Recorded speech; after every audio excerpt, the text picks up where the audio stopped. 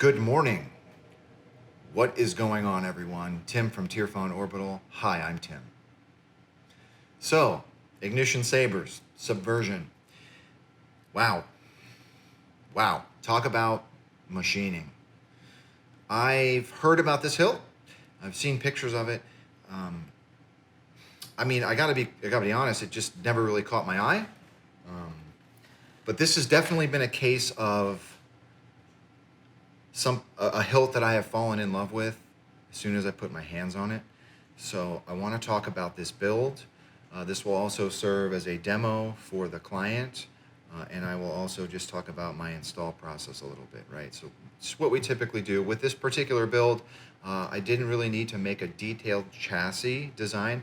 I did design my own battery and Proffie board sled or tray to put in this hilt.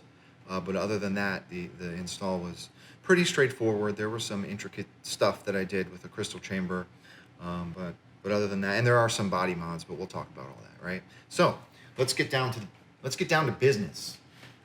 So here is the Subversion by Ignition Sabers. Holy crap! So obviously this has been weathered. I weathered this as per the client's request.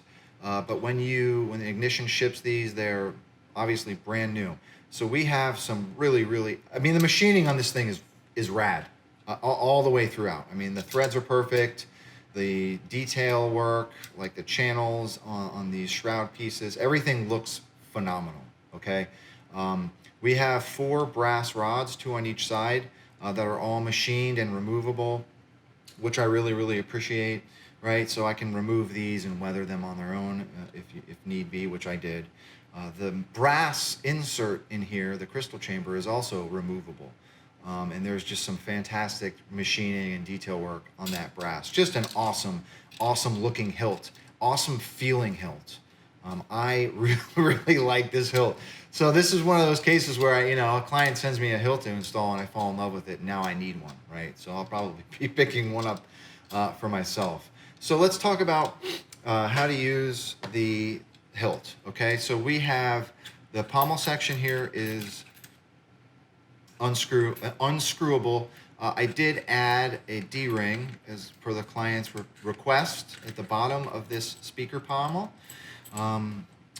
The client initially wanted a CoverTech wheel, and I do believe in some of the promotional pictures or some other, it was may have been another installer that did this, but there's a CoverTech here. The client wanted a usable CoverTech, and there would be no way for me to make a penetration in this shroud to tap and screw a CoverTech wheel, because you need to remove this to get to the battery and the board. So the only other option would be JB weld, and that's just not. I really just don't recommend running around with a CoverTech wheel and a hilt on your belt that's just JB welded, right? So we went with the D-ring, and that's tap and screwed with a machine screw into the bottom of the pommel, right? So to get at the board and battery, there are some hex set screws back here. I heat stained and weathered all of these set screws, which I try to do to most steel parts, right? So you unscrew those 2 screws and you slide this out. So in here I made a custom sled, right, in red translucent resin that houses both the board and the battery, okay? So there was no room for a kill switch in this build. So this is a stationary, it's not really stationary, but the battery does live in here and there's no kill switch. So to turn it off, you just remove your battery, right? So you pop your battery in.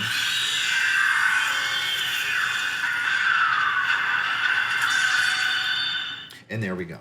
So you pop your battery in. If you want to get at your board or your SD card, you can slide out your SD card when you take this battery out. There's plenty of room to slide the SD out. If you need to get at your USB, right, I do recommend getting one of these 90-degree, where are they? I do recommend getting one of these 90-degree ribbon cables. I've been using these a lot. They do come in handy for tight builds like that. The Proffie board can flip up a little bit, but I don't suggest doing that. It's a tight build, so I would get one of those 90-degree ribbon cables if possible, right? So you pop your battery in.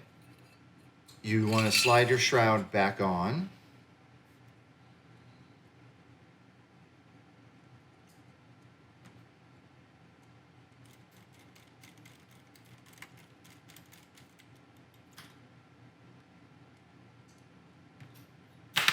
Okay.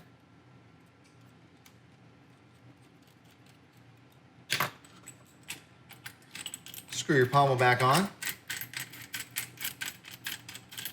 And away we go.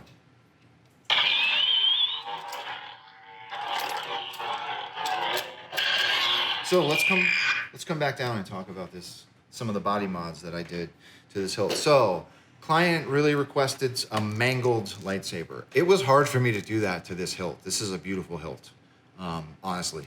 But we mangled it, right? So I did a couple of passes with aluminum black.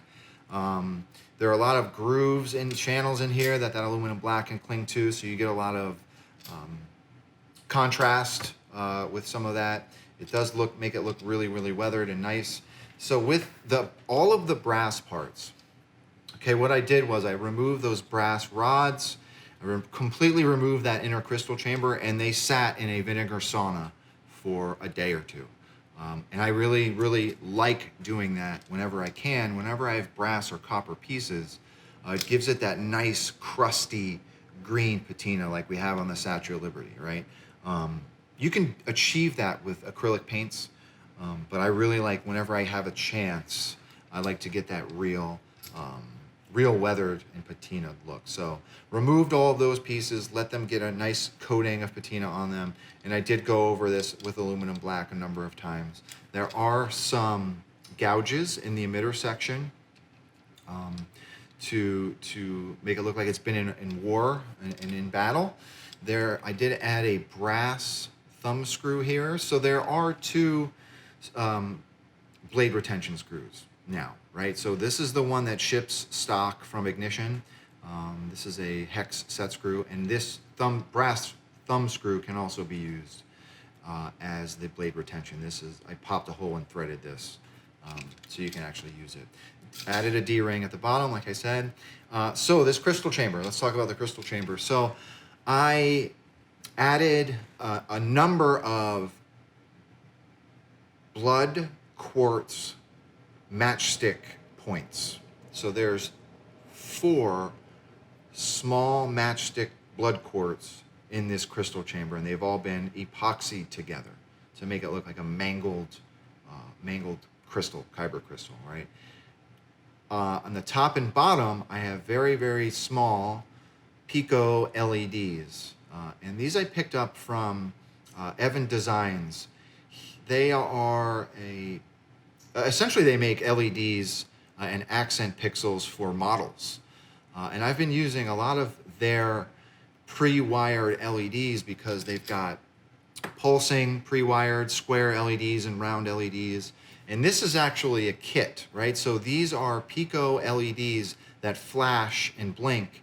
They're supposed to be for model to make it look like there's a welder in a garage working, right?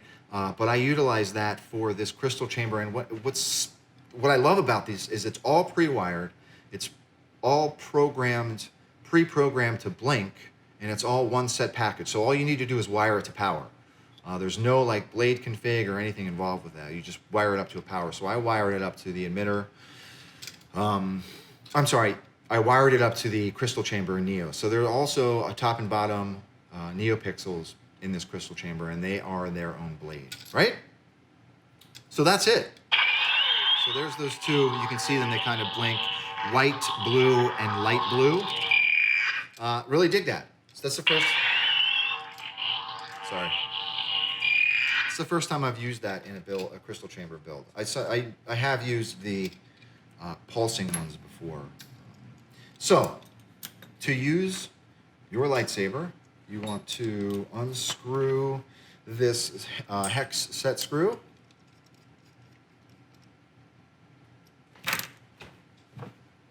Pop blade in.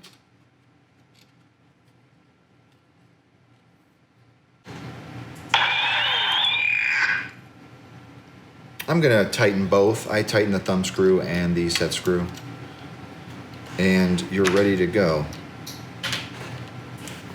Just a simple wonder. So there are two dome steel tactile buttons here. The top is your aux, the bottom is your main.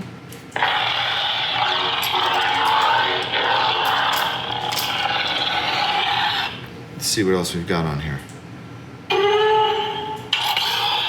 So I programmed the crystal chamber to have that cool down effect. You're in fire.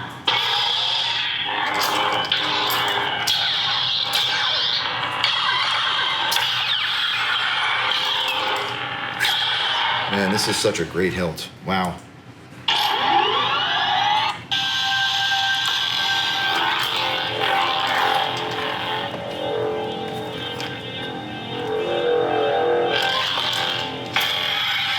I get carried away really easily with this hilt. It feels awesome. I mean, the grip feels really nice.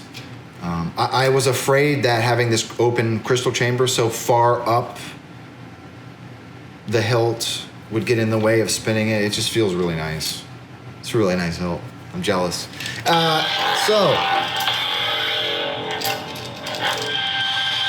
That's it, just a really quick walkthrough video. I did want to talk about that crystal chamber and some of the weathering that I did. Some people were asking. So anyway, thank you very much for watching. To the client, thank you very much for your business. I really appreciate return customers. That means I'm doing something right. So I really appreciate that. And thank you very much for watching. If anyone has any questions about this particular build, please don't be a stranger. I'm always happy to help. And with that being said, may the force be with you always.